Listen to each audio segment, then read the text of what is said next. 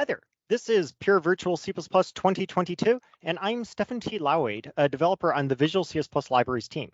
Today, we'll be looking at C++ 20 and 23 features that MSVC has shipped or will be shipping very soon that we've worked on over the last year. This talk will cover both the compiler and the standard library, and then I'll present examples of 6 or 7 features and how you can use them in your code. So here's a quick summary of the timeline, what's happened since the last Pure Virtual C++ conference. Back then, we were just shipping VS 2019-1610. That was a major release for the VS 2019 series, where in the standard library, we achieved feature completeness for the CS+20 standard as it existed then. And since then, we've shipped one more update, the final update for VS 2019, that's version 1611. And then we've started the VS 2022 release series, beginning with version 17.0, 17.1 is the current production version. And then very soon after you see this video, VS 2022 17.2 will be available. In that release, the C++ standard library is achieving C++ 20 completeness again. What's happened there is that the standardization committee, after officially publishing the C++ 20 international standard, looked at it and said, you know, actually, there are a lot of things that could be improved here. And in particular, major changes that would break ABI, binary compatibility. And since the standard was still quite new, they went and voted in a bunch of papers that changed retroactively the C++ 20 standard. These things are known as defect reports. In particular, they heavily impacted the ranges library and the new format library. So because we knew this was coming, what we shipped in VS 2019-1610 held back format and ranges under the STD C++ latest switch. They conformed at the time to the international standard for CS+20, but we knew that they were going to have to change in ABI incompatible ways. And STD C++ latest is our ABI incompatible switch. Now that we know that the standard has been retroactively fixed and we've implemented those changes thanks to our GitHub contributors. We in VS 2022 17.2 are moving these features to be available under STD C++20, and we're declaring them to be ABI stable. We'll still be able to improve them in the future, but that will be in binary compatible ways, which is the same restriction that we've held ourselves to for the rest of the standard library since VS 2015. So we'll be looking at those defect reports that were voted in addition to CS+23 features. So that's what's happened over the last year. Next, let's take a look at what's happened for core language conformance. This is the compiler as opposed to the standard library. I don't work on the compiler myself, but the compiler team has sent me this list of what they've worked on. First, they've completed some missing parts of CS+20 features in addition to defect reports in the core language itself. Here, I'm highlighting things that I'll be presenting examples of later. So one of the most important missing parts was arbitrary requires expressions. This is part of CS+20 concepts and was missing from earlier versions of the compiler.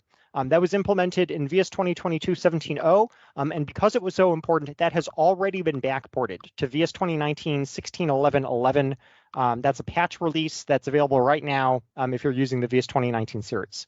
And another defect report relating to context per member functions. Aside from that, there's one CS+23 core language feature that will be available in the upcoming 17.2 release. That's deducing this. I'll show you an example of that. That is supported except for when you're compiling with modules. So we have not yet activated the feature test macro for that. But if you're not yet using modules, you can use this feature. We'll see how that works. And more features will be coming in the rest of this calendar year. So this is a fairly small list. You might be wondering, hey, you've got a bunch of compiler devs. What have they all been working on? Well, they've been working on bug fixes and improvements for CS+20 and the rest of the compiler. This is especially true, although not exclusively true, for modules and header units. We just released a whole bunch of features over the past few years, CS+17 and 20, and things like modules represent a completely new way to represent and consume C++. So that inherently comes with a fair number of bugs. And the compiler team has been working very hard to fix all that. I'm well aware of this because as the standard library developer who's been working on standard library header units and now named modules for an upcoming proposal, I have encountered a lot of these compiler bugs, reported them, and then the compiler team has shipped fixes for them. So we're really trying to provide a high quality experience, and sometimes that means focusing on bug fixes rather than shipping tons of new features, but we will start shipping more features soon. So this is all based on not only that internal usage within the standard library and other teams within Microsoft, but they also pay a lot of attention to feedback tickets submitted on Visual Studio developer community. In fact, customer bug reports are treated with such high priority that they're actually prioritized more highly than internally reported bugs. So please file bugs there if you see issues. Hopefully there won't be too many, but when you're using very new features, there's always the chance to encounter bugs. So that's what's been happening in the compiler. We'll see a couple examples. Next, let's turn to the standard library.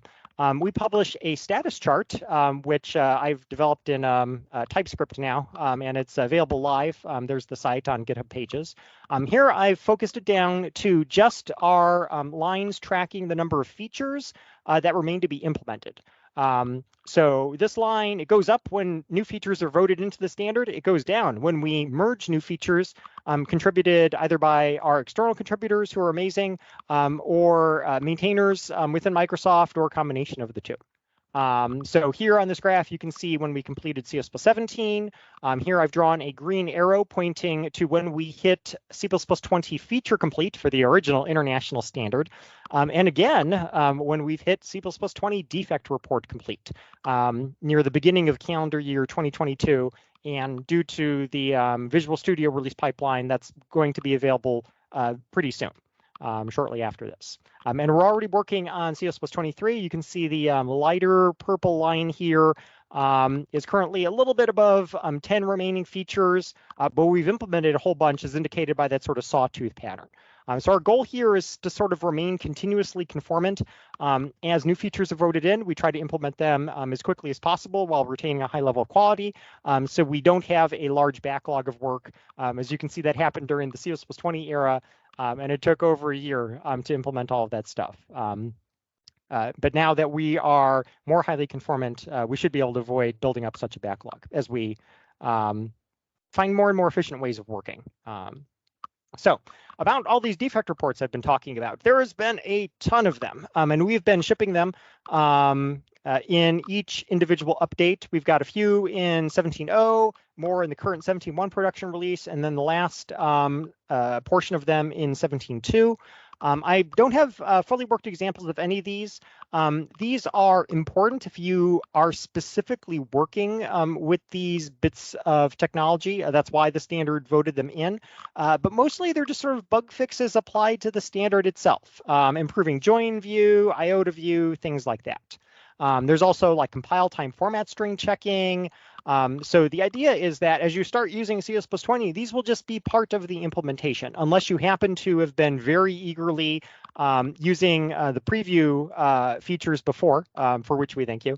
Then you will notice these as changes, but otherwise this will just be part of the library. So once you upgrade to 17.2, you'll be able to use all of this stuff under std C++20, and all of these will just be part of the library. There's no special modes to activate it or anything. Those defect reports are fully retroactive, and we don't support like selectively disabling them or anything. So let's take a look at the CS+23 features. Here I'm grouping them by release, and all of this information is also available on our changelog on the GitHub repo for the STL. So in 17.0, we started shipping a bunch of CS+23 STL features. These range from relatively small, like a new type trait is scoped enum, to new helpers for working with smart pointers like outputter and in-outputter, helpers for working with enumerations, some things that improve string view. One of my favorites is actually the last one. They're removing garbage collection support. You may not be aware, but back in CS+11, there was an attempt to acknowledge garbage collection in the CS+ standard library. In particular, some things were required to be provided that would allow an implementation to indicate whether it supported garbage collection or not. However, a fully conformant approach to implementing those was to just say, just to make them no ops, to say, I support relaxed pointer safety and I'm not actually going to do any garbage collection. Turns out that's what every implementer of the standard library did. And it was confusing to have these sort of functions that didn't really do anything. It wasn't a direction that CS+ has seriously followed. So in CS+23, that's been removed from the standard library, and accordingly, we've removed those no-op functions when you activate CS+ latest mode. Not a lot to demonstrate there, but I think it's just sort of amusing how long it took CS+ to do that. The features that I do think are widely applicable that I'll be showing examples for are some improvements to string. The contains member function, which is very widely applicable, and a new thing that will give you more compiler errors, because compiler errors are awesome. And when we can find bad code and emit errors for them, that's actually going to save you a lot of time. We'll see how that works. Then in 17.1, the current production release as of this very moment, we've got another batch of features. Some of these are quite large and important. In fact, so large that I couldn't really distill them down to a single slide example. So the things I'm going to present examples for are not the best features in any way. Like, every feature is good. Something like span stream is important for high performance I/O. In fact, the hope is that it will replace eventually the old deprecated stir stream library. This allows you to wrap the I/O strings interface around an in-memory span of characters. We've got helpers for constructing stack and queue from pairs of iterators, improvements to class template argument deduction, which I've given talks on before, more improvements to ranges, starts with and ends with algorithms, and so forth. But the feature I'll be presenting an example of is in basic string, a very popular class. That's why so many of these examples revolve around it. And this function, resize and overwrite, can help you work with C APIs that want to scribble into a character buffer. Now you can adapt that to a basic string in a more efficient way. And finally, in 17.2, the upcoming release, we've got more STL features. One of them is move-only function. We'll be seeing how that works. Monadic operations for optional. And finally, some enhancements to associative containers. There were functions added for what's called heterogeneous lookup to the ordered and then later unordered containers that allow you to do things like look up a key in a map of string and some other value when you only have something like a const-char star and you don't want to have to construct a temporary string. But although erasure kind of inherently involves lookup, that heterogeneous ability wasn't added until now in CS+23. So we've added those functions. Again, a very useful feature if you need it, but the whole setup and motivation for it is a little bit bigger than I can put on a slide. So all these features are there for you to try out. But let's start taking a look at some examples. So for each example here, I'm showing code that actually does compile, but due to slide length limitations, I'm not showing all of the include directives, and I use an namespace stood in there, or any other sort of boring-ish support machinery.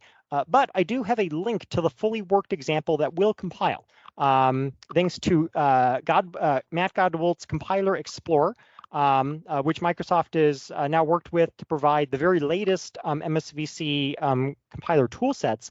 And it also supports runtime execution, which is really cool. So thanks to everyone who worked on that. And you can see the results of this code.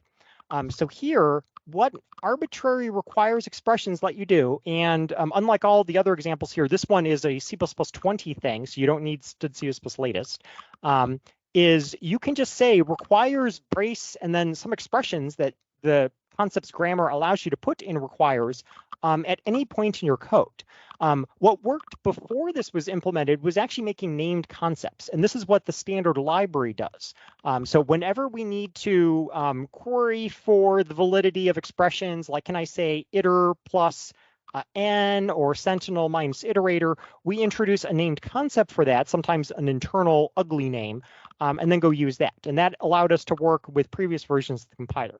But sometimes it's useful to just be able to put it directly in your code. So a quasi-realistic example that I've put here is, imagine that I'm writing a template to sort and uniqueify containers to eliminate duplicates.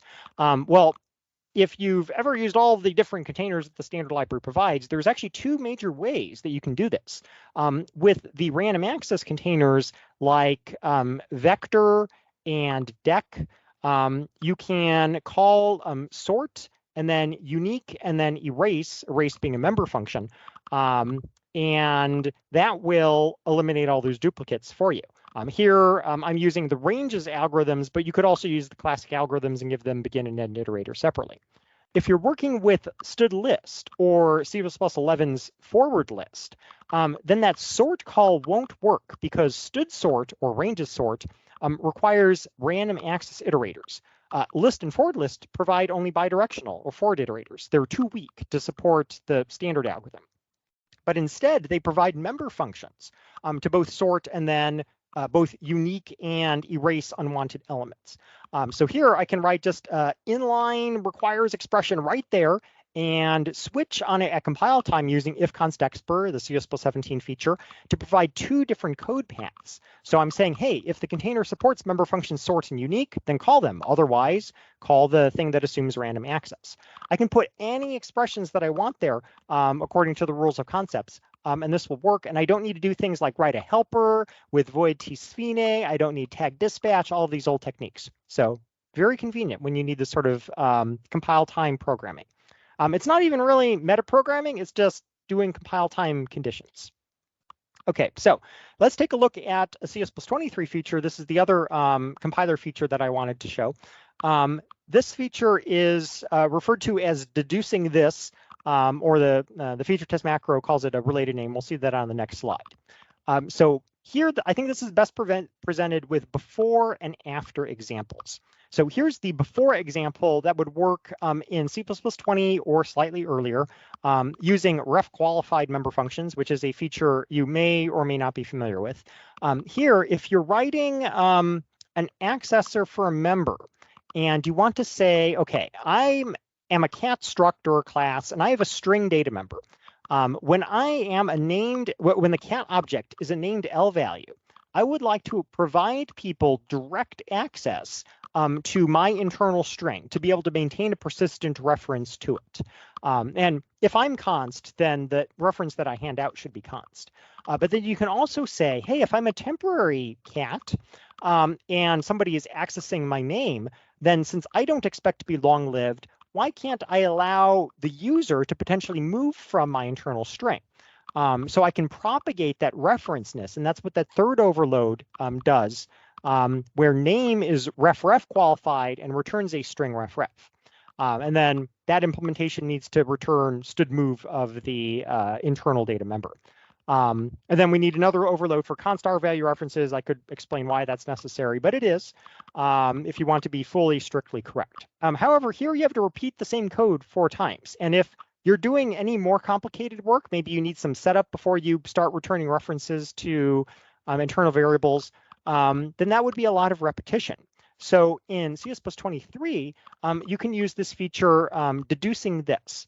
And it looks a little strange. You can template a member function here. And if you take this and then mention the name of the template parameter, here I call it self ref, then this will work for things like L values and R values, modifiable and const for the cat object. And then you can write a single implementation.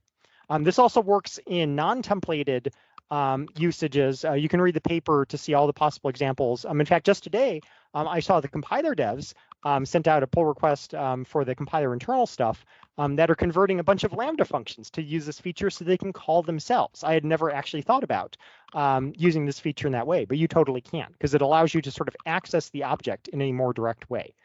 Lambda functions are special because if you say this in a lambda, you get the this pointer of the containing class, not the lambda itself. However, with the deducing this here, you can sort of sidestep that. So multiple uses can be very useful to avoid code repetition. And again, I've got a fully worked example in the comment at the bottom. I'll provide those links in the comments below the video. Okay, let's take a look at the standard library now. So I just showed you some very, I would say, high-powered, template-y stuff. Now let's switch gears and look at almost the simplest possible feature. This is something that, in fact, many people, when they start using C++, sort of expect to exist, because it does exist in a lot of other languages, and it has not in C++ until just now.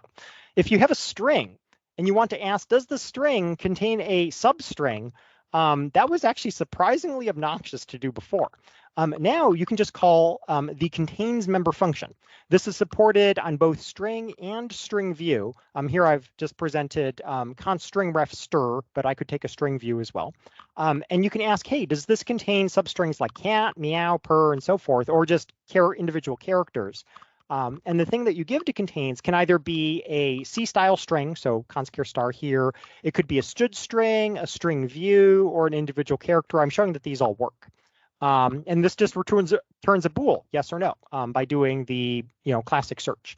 So just a convenient function that you'll have access to when you activate CS+23 mode. Now, another string feature, I had mentioned sometimes compiler errors are good. And that's this feature, which is activated by CS+23 mode, prohibiting string and string view constructions from nullptr. So one thing about string and string view when it was added is that it's constructible from a const char star, but you cannot give it a null pointer. If you do, it's undefined behavior. Some people expect this to work, but that is not the case. The standard says, I place no requirements on an implementation if you give a std string a null pointer. That means that the implementation can assume that the pointer is non-null and does not need an extra test, because it would be a potential performance issue to always have to test that pointer for users who are providing non-null pointers. But this is a potential correctness issue. Now, we can't really do anything about if you give us a const char star that happens to be null at runtime. That has not changed. However, if you give us nullptr, the actual compile time literal, it's a keyword that was added in CS+11, we can detect that through overload resolution. So that is the thing that has been added to CS+23. Basic string and basic string view have gained constructors from nullptr, the type of nullptr, that are deleted. Equals delete is that CS+11 feature that allows you to say, this function participates in overload resolution, but if it wins, I need you to emit a compiler error because you should not call this. The standard library uses this in a bunch of different contexts to detect cases where code is very likely or almost guaranteed to be incorrect and say, hey, this should not compile. So now if you try to construct a basic string or string view from nullptr or even the null macro or 0, the null pointer constant, either explicitly, like just right there constructing a std string, or implicitly, which in the example here, these are being given to a function taking const string ref. And so we're implicitly constructing a temporary. You will now get compile time errors. They vary a bit depending on your usage. The clearest one is when you actually say nullptr. And we are detecting that something that would have been undefined behavior. This has actually caused a number of breaks in internal projects and open source projects that we have reported as we run our tests against all these open source projects. And it may cause compiler errors in your own code, but it's detecting code that is incorrect. So if you see this error, you should fix up your code accordingly. Finally, for basic string features, I'd mentioned resize and overwrite. So this is purely for performance. What this allows you to do at a high level is say, I've got some C API here, or otherwise classic API, that's going to just take a pointer and a length and scribble into a raw buffer of characters. I would like this to fill a std string or stdw string or whatever, except I would like to avoid having to initialize those characters to null, all bit 0. Because I'm just going to overwrite them with whatever the C API is spitting out. Now, std string, basic string, doesn't really want to provide access to uninitialized raw memory. The standard is pretty big on saying, hey, if you can access an element, it will be properly initialized. But because basic string works with characters, which are plain old data, it provides this function that sort of safeguards that raw memory so that it's ultimately not going to be visible after the function call is over. So the way this works is you need some way of telling the basic string, okay, I'm going to prepare a buffer of so-and-so size. In this case, I'm going to call, just for purposes of example, the Windows API function getCurrentDirectory. And there's one way to call it that will give you the size of the buffer that it's going to need to write into. And you do need to pay attention to null terminators when working with raw C APIs like this. And here, this initial size does include space for the null terminator that the Windows API wants to scribble in. Then you give that initial size to the resize and override function and a function object, here a lambda function, that will then perform the actual scribble in characters call. So here, that lambda function will be called with a pointer to a buffer that will contain potentially uninitialized characters, but it's okay because we're just going to overwrite them. And then finally, that lambda function or function object needs to return how many characters were actually written that the std string needs to provide as its size when it's done. And that's what return getCurrentDirectory A the second time is doing. In this case, if you go look up the documentation, the function returns the number of characters not including the null terminator, and that's what we want here. So it will physically write a null terminator, but that will not be present in the string's characters from 0 to size -1 inclusive. The std string itself will actually write a null terminator. It'll just be in the position of the one that the Windows API wrote. So we're not going to get any spurious null terminators, and you can see the example there. The Godbold link has a longer directory because you're going to see a little bit of details of the virtual machine that it's running in. On my computer, it's just C:\temp, which is 7 characters long. Next example, I'd mentioned move-only function. This is a companion to std function in the functional header. It supports essentially the same interface, except that it's movable only. You cannot copy construct the move-only function.